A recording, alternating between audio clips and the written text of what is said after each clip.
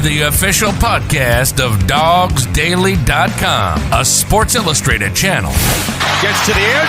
Sonny Michel will send the Dogs home to the championship game.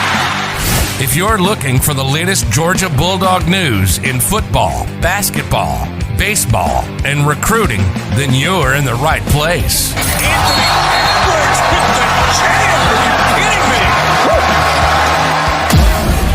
Hosted by Dogs Daily writers Jeremiah Stoddard, Kyle Funderburk, and Jonathan Williams. Here's a pitch. Hit high out into right center with some carry. It's got a chance. This ball is out of here. Tucker Bradley has won it. Just sit back, relax, and prepare yourself for these hot takes you're about to listen to.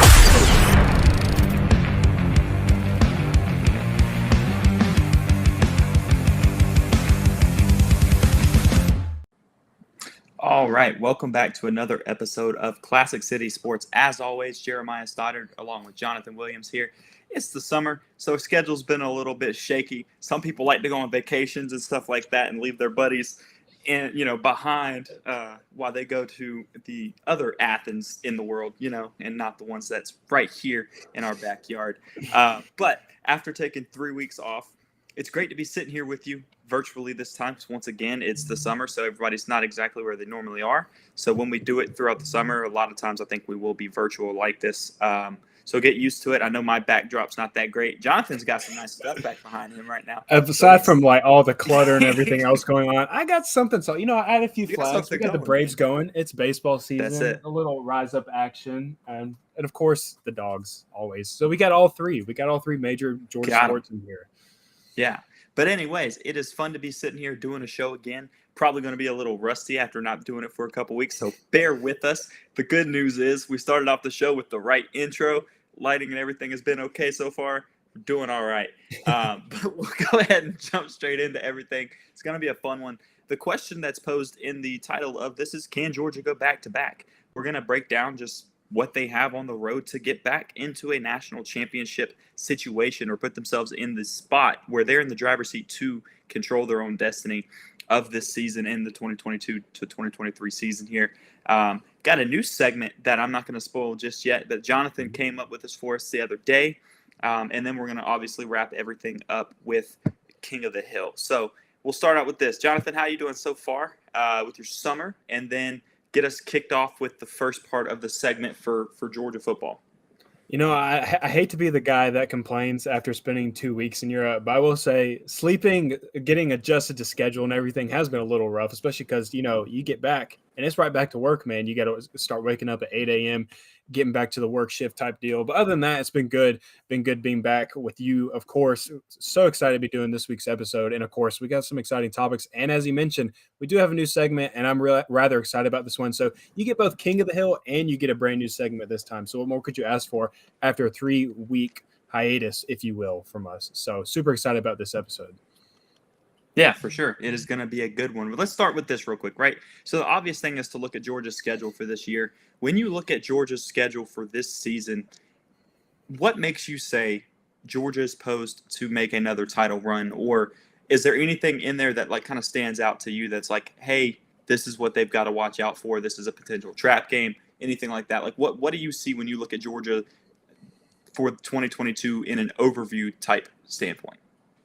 I mean, honestly, it reminds me a lot of what you saw with their schedule last year. Last year you opened up with a non-conference opponent, and it was Clemson, big powerhouse, or it was, aside from them, having a major downfall after that game. But they're still a powerhouse in college football, so you opened up with them. But then after that, it was easy cruising along for the Dogs, and you really shouldn't lose anybody else. And that's kind of what this season is a little bit. Oregon doesn't have the stature that Clemson does yet. Potentially they get there with Dan Lanning. They got some good things going for them right now. But once you get past Oregon, it's kind of the same thing of nobody else on this schedule should beat you. Oregon shouldn't beat you either. So the schedule lines up for you. There's nobody you've run the East ever since Kirby Smart has gotten to the University of Georgia, and then you handle Auburn pretty much every single year, aside from a little slip up that you had with them in 2017. So I mean, you look at the schedule and it's who even challenges Georgia? I mean, you can maybe throw Tennessee in there. They're riding high a little bit with Heupel up there. Got a good high-powered offense going with them. So maybe something like that can challenge them.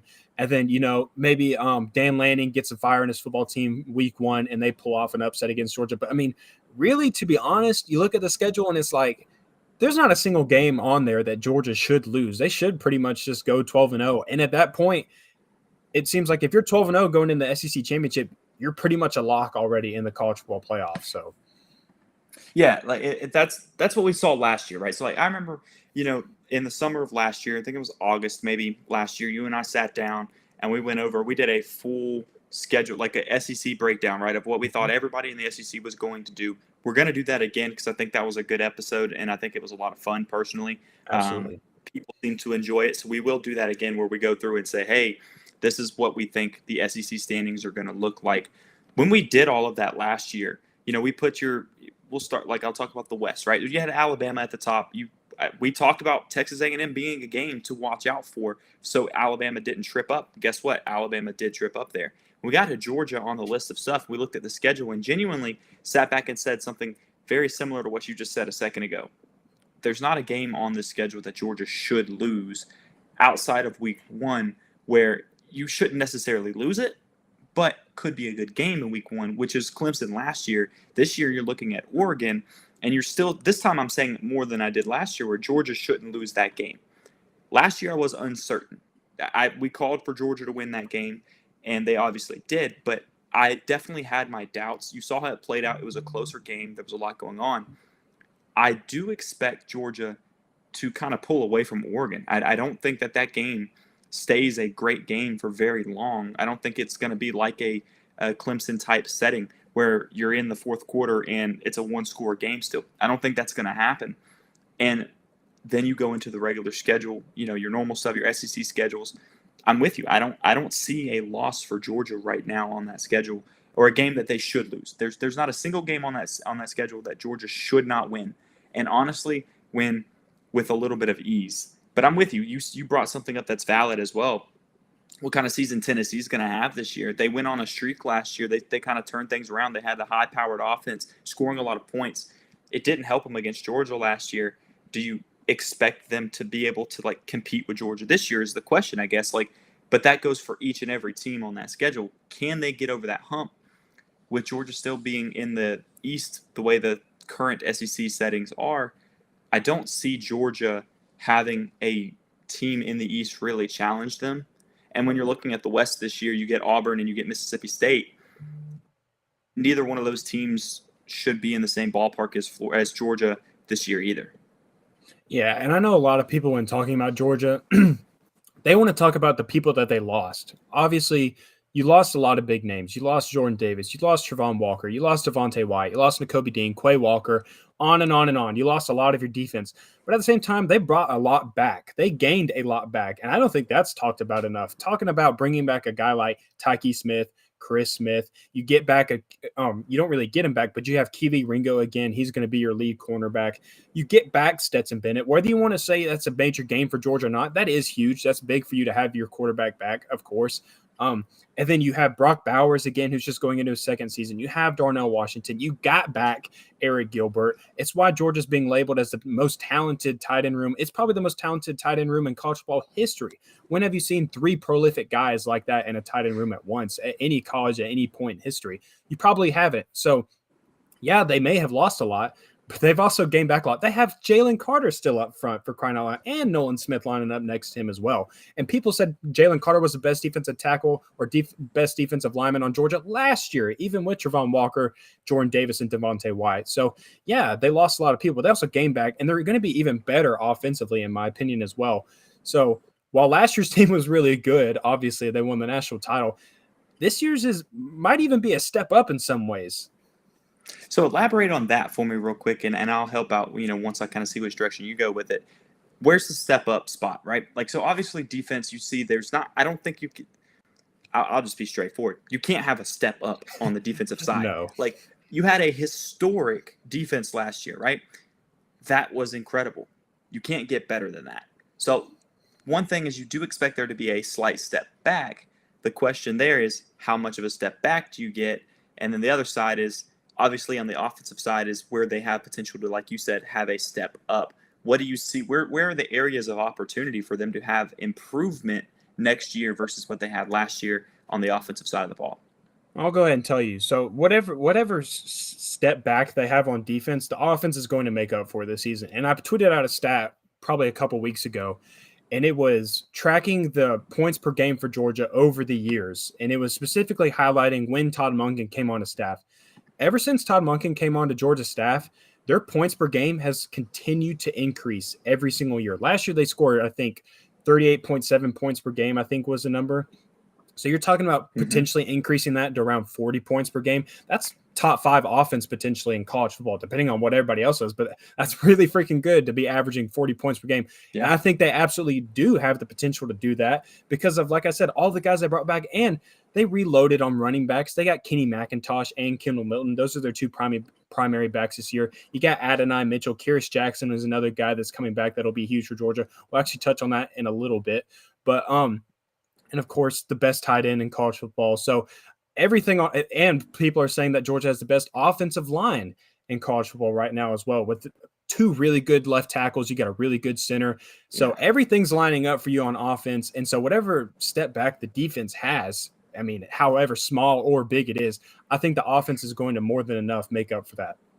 Yeah, I think you pointed out something that kind of made me laugh when you said that, like, Georgia's potentially going to have one of the better offensive lines in college football this year. And I just remember, it is talking season. We haven't done that segment in a while, but it is still talking at this point. And when you're in June and July area, that's all people can do is talk. I've seen stuff on Twitter where it was Georgia's going to have a worse offensive line was one of the things that was pointed out. And I was like, I don't know how you look at Georgia's, roster and say they're going to have a worse offensive line when they got better at the end of the year, when they substituted some of the younger guys in and stuff like that. So those guys are going to be starting.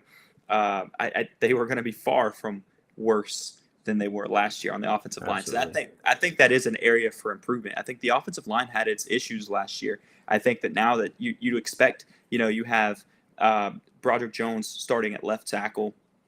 You're hoping you get Tate Ratledge back, at one of the guard positions. SVP Cedric Van Pran is locked down that center position. Warren McClendon on the right side. It's gonna be good. There's some question marks about who's gonna maybe be in that second guard position. One of the other guard positions.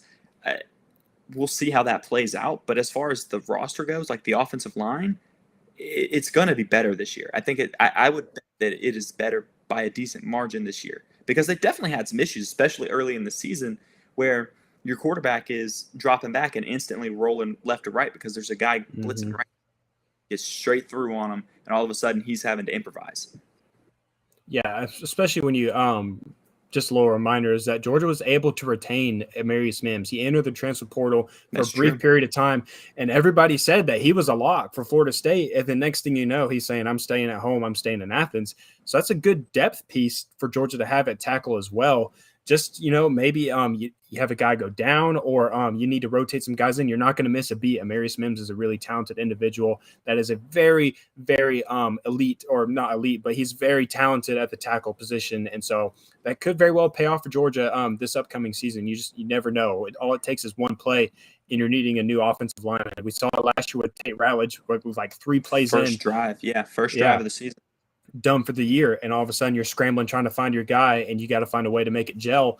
Well, Amarius Mims very well could end up being a big payoff for Georgia this year, and especially for the coming years as well. So, yeah, I think when you just look at the schedule and you just kind of go down the opponents, you see 12-0 in my opinion. If you really just look at it and you analyze it and you just think about it, I mean, common sense would really tell you that Georgia should go 12-0. And as we know, like if you go 12-0, that happened last year, you go 12-0 into the SEC championship game, you can kind of go into that game and say, whatever happens, we'll get our spot in the college football playoff more than likely, unless chaos just ensues during that week and you end up getting popped out. Georgia went in as a 3 seed, right? Yes. Yeah, so last year they went in undefeated into the SEC championship game. They lost it in a game that they did not look good in. They looked bad Very bad. everywhere. The defense looked bad, offense looked bad, quarterback looked bad. Everybody looked bad in that game. And yet they still slipped in as the 3 seed. They didn't even drop to the 4 seed.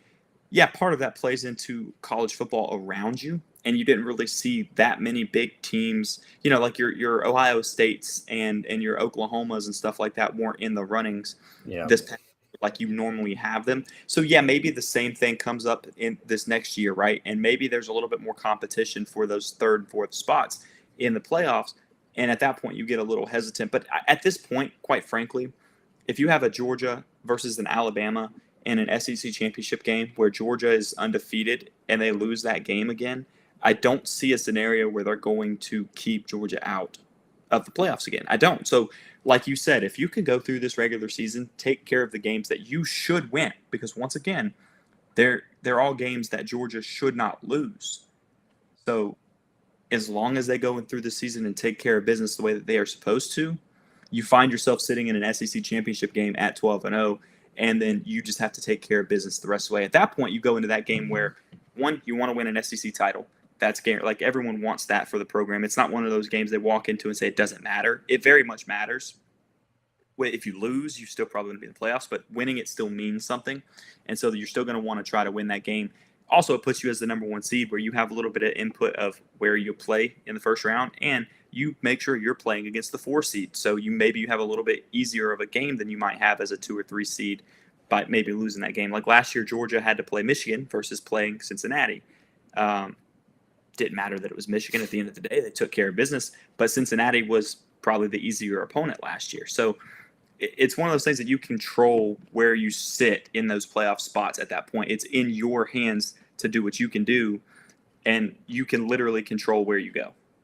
Yeah, I mean, everybody talks about it. Every coach will say is that the biggest thing for every program is that they want to control their own destiny. You go undefeated in the regular season, you pretty much control your own destiny. You continue to win. Yep. You take care of business in week 1, and you continue to take care of business in the SEC. Like, as long as you control your own destiny, you are in a great spot. And so by going undefeated in the regular season, you control your own destiny of where you're going to end up. But as you said, of course you want to win the SEC championship. You don't really want to go into that game with the mentality of, who really cares? We lose and we'll be fine. Of course you want to win the SEC championship game. It's a dangerous mentality to have, yeah. Absolutely. And some might argue that that's the mentality that Georgia had going into the SEC championship game last year, and it's why they got absolutely walloped by Alabama. So, yeah. I think that's a very possible scenario that happened, right? Like where they go into that game with the exact mindset that we said. They're told, right? The coaches are like, this game matters, and they're trying to get ahead. But these are 20-year-old kids that can't help but look at it and go, is there a scenario that they're not going to let us in?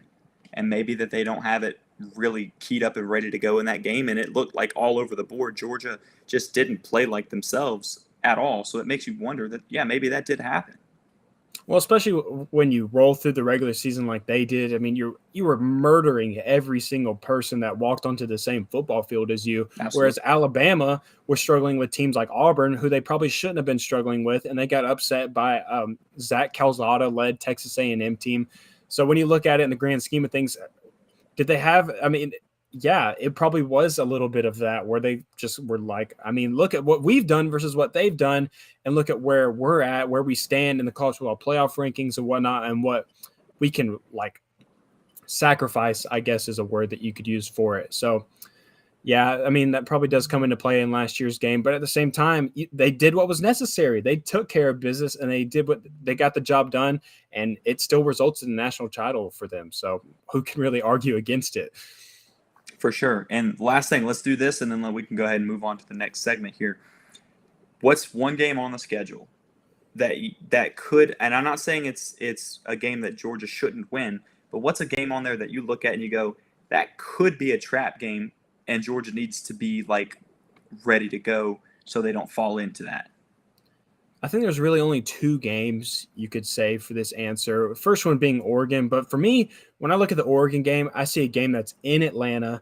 I see a team that's going to be playing their first game since winning a national title in their home state. It may not be in Sanford Stadium, but you might as well label that as a home game for Georgia because Oregon's on the other side of the country. So not many people more than likely are going to be traveling. They may say they did a 50-50 split ticket-wise, but I think you're going to end up seeing a lot more red and black than you are yellow and green for that game. So the only other answer I have is Tennessee.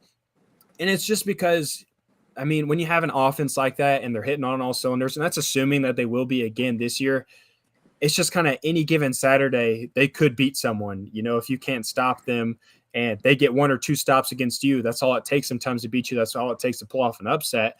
So really, I would say Tennessee is the only answer I could give you right now. And that's just saying that in the preseason as well. Me and you both know, and everybody should know that statements like this in the preseason don't mean jack squat just because you never know what the season is going to look like. Nobody would have labeled Clemson as what they finished, like 9-3 or whatever they did. Nobody would have labeled Clemson like that during this time last year. No, not at all. And once again, this is just to add some variety to the answer of it, because I agree Tennessee was one of the teams that I was thinking is a game that you got to be cautious with. As always, the first game of the year, going to be a big one coming off of like the national championship. Oregon's one to watch out for there for sure. But I look at that game, both of those games, and I say, what's the common thing there is technically, yes, Georgia's not the home team against Oregon, but like you said, might as well be. Tennessee's at Sanford Stadium this year, so I think that Georgia should be okay there. The crowd will help. Even if they get stopped once or something like that, the crowd's going to become a big factor for Tennessee. That'll kind of help Georgia if it got into a situation like that.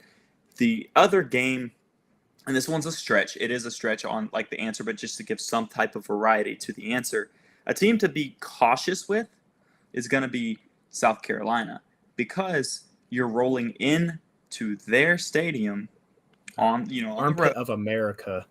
It's going to be September 17th, so it's going to be hot. It is not going to be comfortable, and it's a noon game.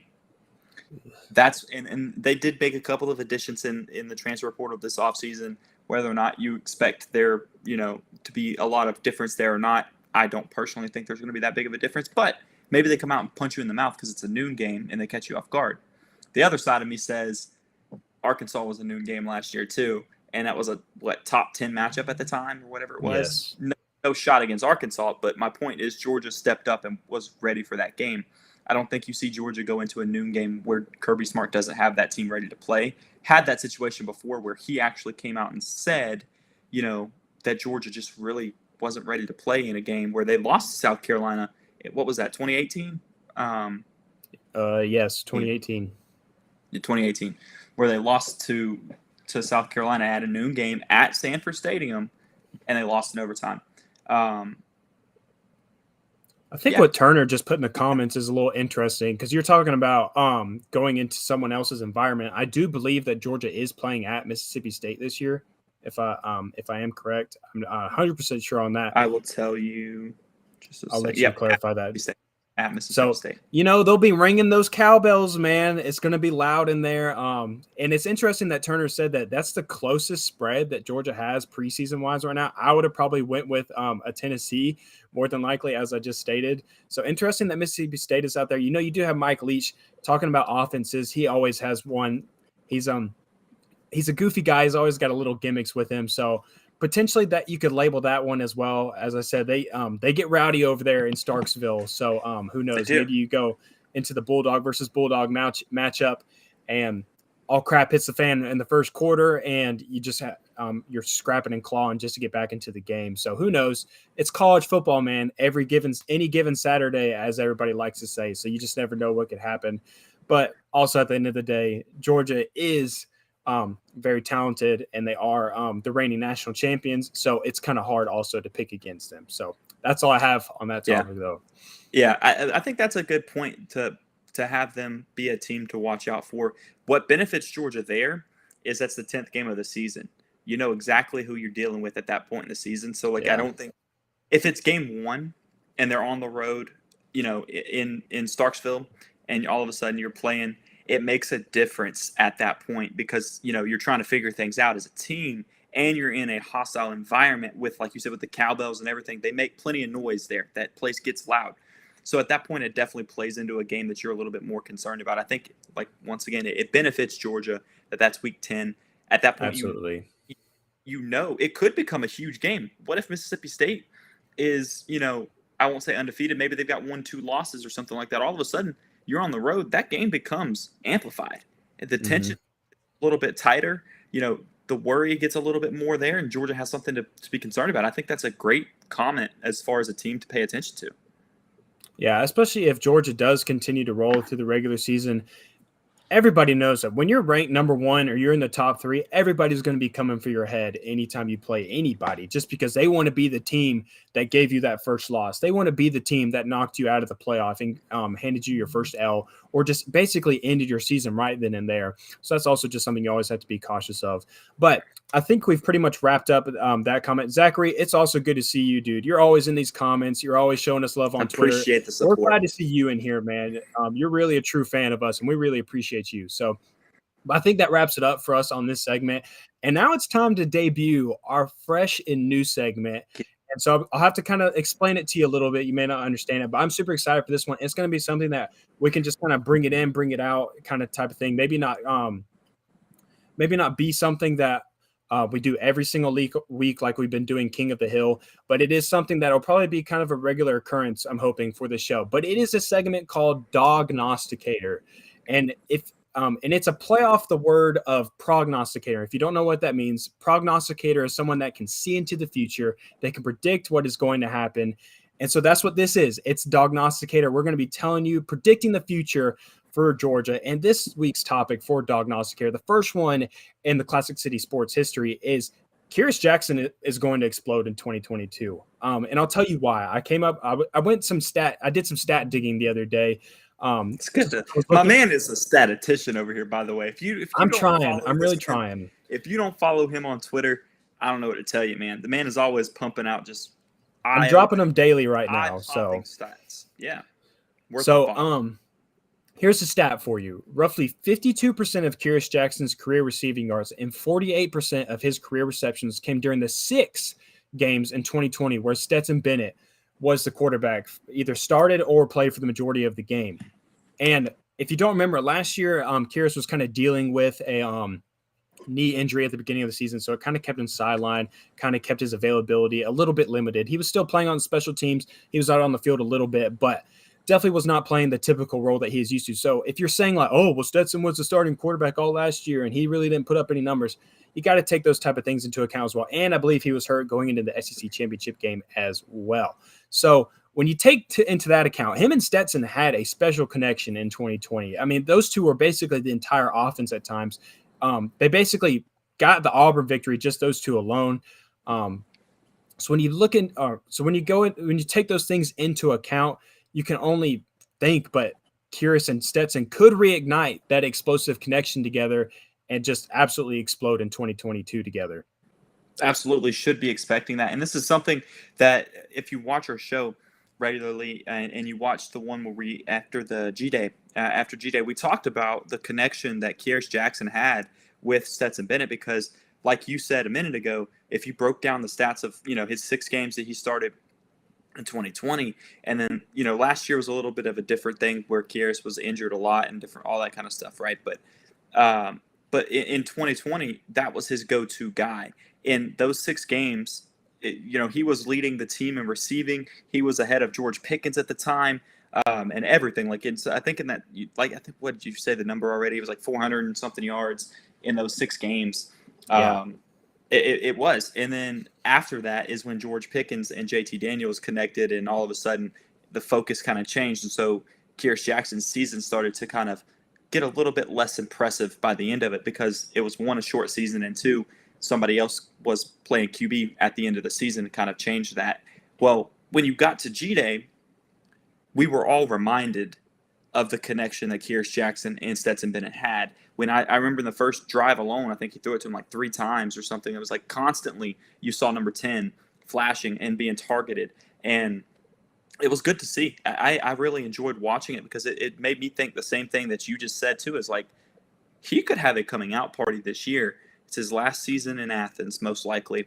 I don't know if he has any eligibility left. I don't think he does. I don't know. COVID years and all the stuff that's happened with the injuries and stuff, I don't know who has what years. It's really hard to Good keep luck up with trying to figure it out, Yeah, but I think he's got this last season left, because I think he could have left last year and he came back. Yes. And then this year he's coming back again. So I do expect him to. Yeah, I expect him to kind of go off a little bit. I think that he'll be somebody that you see get targeted a good bit alongside A.D. Mitchell and Ladon Conkey as your wide receivers outside of all of the ridiculous weapons that you have on that offense, because those are the wide receivers. We didn't even get into other skill positions like tight end and running back in that comment. But, I think Kiaris Jackson is definitely a player that you should be watching for. He's definitely got the chance to really bust out this year. And if you remember earlier in the offseason, Kirby Smart made a comment regarding the depth chart of the wide receiver room, and he said that this room lacks experience. They lack veterans. I don't think anybody could be here longer than Hunter Renfrow. My bad. I didn't mean to cut you off. No, you're good. That dude was there. I think he was there longer than Julian Rochester was at Georgia, and that says a lot. I mean, Julian Rochester was there since I was born, it seemed like. So Kirby Smart touched on how Georgia's wide receiver room lacked experience, and they don't have many veterans when it comes to that position. Kiaris Jackson is the definition of that. I think he's going into his fifth year now at Georgia. He's played in a lot of games. He has a lot of experience on both special teams and, of course, playing wide receiver. And he's just explosive after the catch. So having a guy like him, and he's kind of like a bailout guy for Stetson in a sense. That's the guy he looks for when, crap might hit the fan. When he's back in the pocket, he's looking for number 10. So it's definitely something to look for this season, and might be like a veteran that they rely on when it comes into big situations. They might be looking number 10's way in those big moments because he's the experienced guy, and that's someone that you can always count on. One thing that I remember, and somebody can correct me if y'all don't remember it the same way I do, or if you feel like it was different, but in 2020, one of the biggest times that Stetson Bennett was actually throwing to Kiaris Jackson, like the most common time I saw him get targeted, was on third downs. It was the guy that he felt most comfortable to. That says a lot about a wide receiver when a quarterback is looking for you on third downs, because you're the reliable one. You're the one they trust. You're the one that they feel confident putting the ball in your hands when that drive's on the line, or maybe the game, that kind of thing. It was all like third down targets. Look for number 10. See where he's lined up and watch for it, because he's who he's looking for. Now, this year, you've got, Brock Bowers and other guys, A.D. Mitchell, who stepped up a ton. You've got those other guys that have been able to kind of show that they're reliable themselves. But at the same time, we saw him step back into it where he was like, hey, I'm comfortable with Kiaris Jackson. Just at G-Day alone, I don't think that changes that much when you sit here and you go into the season. I think he's still going to be looking for number 10 on third downs in big scenarios. That's the guy to watch.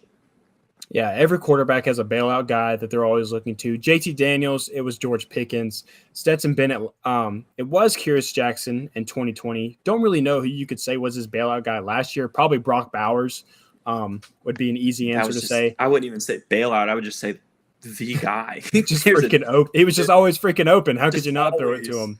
Always. Yeah. So maybe this year, Kiaris steps back into that role with Stetson. So definitely something to look forward to and watch out for. So the Dawgnosticators have spoken. They've given it to you. They've given you the prediction for what you need to look out for. And that will conclude the first segment of Dawgnosticator on Classic City Sports. And be on the lookout for more of them, because I'm telling you, we're going to keep them coming. We're excited to keep this series going. But we're going to keep this other series going. If we were coming back after 3 weeks of being gone, we had to bring back King of the Hill. And we're bringing back one that wasn't necessarily a King of the Hill topic last year because it didn't exist yet, but it was a topic that we discussed on here. And we actually discussed it with Brooks Austin, and we had a lot of fun discussing it. Yeah, this was like March of last year. Oh, yeah. This was early in the podcasting series for us. We were very new. It was right around G-Day. It was right around G-Day last year. Somewhere around there. It was. So we're bringing it back. And the question that I'm posing to you, Stoddard, is who is going to lead Georgia in offense? And it can't be a quarterback, because that'd be an easy answer just to say, well, Stetson Bennett's going to throw for 3,000 yards, blah, blah, blah. Nah. We're going running back, wide receiver, tight end. Who do you got? Who do you have this year? This is a tough one, because I feel like the obvious answer to go with is going to be your Brock Bowers, because he almost had 1,000 yards last year. And he's a tight end, which is unreal. Mm-hmm. I'm going to stay away from that answer on this, because I don't think it gets much better than it did last year for him, especially because there's so many more weapons and other people around him this year, where you have other tight ends like, Gilbert and Washington then all the wide receivers and running backs around him. I don't think he gets like worse. Don't get me wrong. I just think that maybe his targets go down a little bit. So I don't know that he'll lead the team. I don't know that he quite gets to 1,000, which would be absolutely insane. I'm going with the running back again. I'm going to go back to the running back because this is the tough part for me, is because it's hard to decide who I think it's going to be at that position, because we don't really know what that running back room is going to look like as far as a 1-2 punch, because we know who is going to be, but you don't know who's going to be 1, who's going to be 2 just yet, because it really hasn't played out like that yet. I think it's going to be Kendall. I'm going to go with Kendall Milton. Ooh. And I'm going to say that he has a huge year because if he stays healthy, because he dealt with some injuries last year, so did Kenny and other guys in the backfield as well. If the running back room stays healthy, you're going to see a two-headed monster between Kendall and Kenny McIntosh. Kendall Milton, Kenny McIntosh, or as Chris Milton likes, and I like to call it on Twitter the other day, is KM squared. So you got both KMs going at it. So I think but I'm going to go with Kendall. I think you're looking at a guy that could be a 1,000-yard rusher. I think he is a guy that's capable of having a 1,000-yard season. Georgia's been known to have multiple 1,000-yard rushers in the same year. Over the past 5 years, they've had a few do it, back in the Chubb and Sony days. And then who was the last one? Was Holyfield and was it Swift and Holyfield both went 1,000, I think. Mm-hmm. So you've seen running backs go up there. There's plenty of rushing yards out there for these guys, and I expect the offense to be doing very well and producing a lot. So I think that the guy to watch, I'm going to lock it in. Lock it in, my answer, Kendall Milton. Now, when you said running back, I have to say I did not think that you would be saying Kendall Milton. So that's a very interesting take, just because we've seen a little bit of Kendall, and you've seen okay, this guy is going to be special when it is his turn to be a primary back at Georgia. So interesting to say that you just think he's going to burst onto the scene this year, huh? I think it's his time. Like you just said, it's his time. The reason it's hard to decide between the two running backs is I think Kendall's going to be I think Kenny's going to be a big, a big contributor in the passing game too. I think because you lined up the stats of, James Cook and his production, and then, Kenny's, too many Ks, Kenny's production and stuff like that over their junior year. So it'll be interesting to see, how much he contributes in the passing game as well. That might help him. That might give him the edge. But I think that Kendall's going to be your number one running back, and he's going to get the bulk of the rushing yards. I'm a little salty right now because you just spoiled my talking point of this entire King of the Hill segment.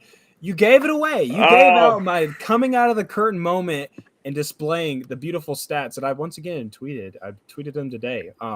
That's my bad. I did the comparison of James Cook and Kenny McIntosh of their junior years. And so by surprise, no shocker, Kenny McIntosh is my pick. I'm also going running back. And I think Kenny McIntosh is going to lead the team in total offense this year. And I'll tell you why. And I'll read off the stats for you. So James Cook in his junior year had 45 rushing attempts, 303 rushing yards, 225 receiving yards, 5 total touchdowns. Kenny McIntosh's last year, 58 attempts, 328 rushing yards, 242 receiving yards, 5 total touchdowns. Very, very similar stat line. And as we know, James Cook went on to absolutely I don't know what got into him, but he was a different guy his senior year. He was just a different runner. He looked different in the offense, and it's why he was drafted as high as he was in the NFL. So I'm going with Kenny McIntosh because I think there's a good chance you see him have a very similar James Cook-esque senior year. And so when you put into that, he was really good in the passing game. He even threw for a freaking touchdown, for crying out loud, in the Orange Bowl. It may have not been the most pretty thing, but it goes in the stat sheet as a touchdown. So I think what he adds in the passing game, he's so versatile. He's a versatile running back, what he can do in the run game as well as in passing game. And he's so shifty. I just love his game, and I think it complements the offense really well. So I'm rolling with Kenny McIntosh just off of those things alone. I think he's going to be your primary runner. I think he's going to be your go-to, kind of your bell cow, if you will. But so I think with that, along with what he'll add into the passing game, he'll be a dangerous threat, and he's going to be getting the ball a lot. And I think that's what's going to put him over the top and what ends up helping him lead the team in offense this year. Yeah, I think that's a good answer. I think it really is because once again, like I was kind of saying a second ago, I think that he really does contribute in the passing game a lot, and I think that's where he's going to make his money this year. Whereas I think Kendall's going to get more of the carries and grind out more of the yards. So it'll be interesting to see how that plays out. I think it's funny we both looked at the running back room, especially when both running backs are guys that haven't had the chance to really just like show their face to like Dog Nation yet, if that makes sense. Mm-hmm. Like able to just whip everything out and say, "Hey, we're here. This is what we're going to do." Yet there's some unanswered questions there, but I think that they're both going to have great years. I think it wouldn't surprise me if you saw both of them get close to 1,000 yards of like total offense. You know what I mean? I think without a doubt. Same time of getting up to where they're close to 1,000 yards each. I think that's plausible. I mean, when talking about Georgia football, it's hard not to just look directly at the running back room. They produce them better than anybody else. They're RBU by far and away. Every single year, they've got two really good guys. This year, it's going to be Kendall Milton and it's going to be Kenny McIntosh. And I think you could kind of see them be utilized the same way that Todd Monken utilized Zamir White and James Cook. You have your guy that's kind of a little versatile, a little shifty, and then you have your other guy that's just get the F out of the way when he's got the ball in his hands because he's going to plow you right into the ground, and Kendall Milton. So they complement each other really well. It's another great tandem that Georgia's going to have in the running back room. So you have our picks now, and it'll be interesting to see how it plays out. I know last year I ended up picking George Pickens, and then it was like 2 weeks later that he ended up tearing his ACL. So hopefully that doesn't happen. Hopefully I get to stick with my pick this time. And I can ride it out. I don't even remember who I ended up switching it back to or whatever. But Dan, you're actually touching on it again. Yeah, we did it again back at like right before the beginning season, of the I season. think. Yeah, and that's when you had a chance. I don't remember who you went with at that point. I doubled down on Zamir White is what I did. I remember that. You did indeed. And Dan, you're actually touching on something I was just about to bring up is, do not sleep on Dejon Edwards, or I like to call him Dijon Mustard. You know, he's a little zesty, kind of slept on, as I like to say. Dijon Mustard is slept on. People forget about Dijon Mustard. People forget about Dejon Edwards. He's a great running back as well. And he adds another kind of wrinkle into their offense because as a defense, there's nothing worse than knowing that a team has fresh running backs throughout the entirety of the game, especially when you have a team like Georgia who is no stranger to running the ball. So when you have three guys that are going to be getting rotated in and out a lot and they're going to stay fresh throughout the entirety of the game and you're gassed in the fourth quarter and they're coming at you full speed, that's a tough thing to deal with. And it's something that Georgia has done a great job at adding into their game. And they figured out a way to keep guys around as well because, like we said, Kenny McIntosh is going into his senior year, but yet he has not been a primary back in Georgia's offense yet. He's always been kind of like a later option, if you will, on the depth chart. And he's just now getting into a role where he is one of the guys in the offense. Same thing for Kendall Milton. Kendall Milton would have been a starter at most other colleges, but yet he decided to wait his turn, and here his turn is, and they're both in the spotlight now. And they're probably going to do some dangerous things for Georgia's offense. As I said earlier in the show, Georgia's offense is going to do some special things, and a lot of that has to do with both Kendall Milton and Kenny McIntosh, or as Stoddard said earlier, KM squared is what we're going to be calling them. KM squared is what we're rolling with. Even Chris Milton agrees with that statement. So there you go. I'm just going to loop back to a comment from Lugia earlier where he's talking about McIntosh is going to blow up this year, and he says he couldn't help but agree with you, Jay Will, because it's – you know, I get it. I get it. The people love me. What can I say? The people love me. First of all, I understand that that's Monken's ideal type of running back, right? But here's my response to that. If that's the case, James Cook was also that same type of running back. And James Cook had a good year last year. It helped him. He made a lot of money last year by the way he performed. But Zamir still outperformed him in total offense yards. That's my response to that. I guess it's really going to boil down to he might have scored more touchdowns because James Cook scored a crap ton of touchdowns last year. He's going to put points on the board for you. Total yardage is what we're talking about, especially though. That's where I think that you're going to get a running back. That's why I went with Zamir, because he quietly grinds out those yards and puts up the stats that you don't even realize that he's put up. I think what it's really going to boil down to is in those situations where it's 3rd and 4, goal line scenarios where you have to punch it in or you have to get a first down. Like, who's that guy for Georgia in the running back group? Who is going to be the guy that you rely on in those big situations consistently? James Cook was more of a second, third and long type of guy, passing downs. And then Zamir White was just your guy, like, we got to have a first down, 3rd and 4, 3rd and 3, whatever. You got to punch it in for us. And so who is it going to be this year for them? Is it going to be Kendall Milton? Who's going to be getting, like, this just because at the end of the day, that's probably going to be the guy who's getting the bulk of the carries as well, just because it's who you rely on the most. And so that's probably who you're going to be handing the ball off to the most as well. So I think that's what it's really going to boil down to. You touched on it. We really don't know who's going to be that number one option, if you will, for Georgia just yet. You'll kind of have to see that when the season starts. But for now, I still got to stick with Kenny McIntosh. I'm telling you, what he adds into the passing game is going to be the difference maker. I do think that's I was on the fence. You heard me. You go back to look at the beginning of where my statement is. I was saying it's a running back, but it's hard to pick which one I want to go with because I think they both have a great season. So there's nothing wrong with the answer. I think it's a very valid answer. And here's the thing. If either one of them lead Georgia's offense in total offense, it's going to have to be like 1,000 yards, because you're going to have guys like Brock Bowers out there still putting up 700-800 yards this year. I think he can still put 700 plus yards up. Maybe not quite as much as he did last year because they're going to have to spread the ball around a lot. But to go back to what you said at the beginning of the show, Georgia's offense is going to outperform how they were this year, where they were a top 10 offense this past year, scoring 38.7 points a game. I expect them to be in the 40-point range. And at that point, like you said, maybe they're in the top 5 in that range. If they're in the top 5 of offense scoring that many points, they're putting up a lot of yards. There's a lot of yards to go around for everybody. You could see somebody like Brock Bowers still eat and get nearly 1,000 yards of offense while simultaneously having the 2 running backs also tally up near 1,000 yards.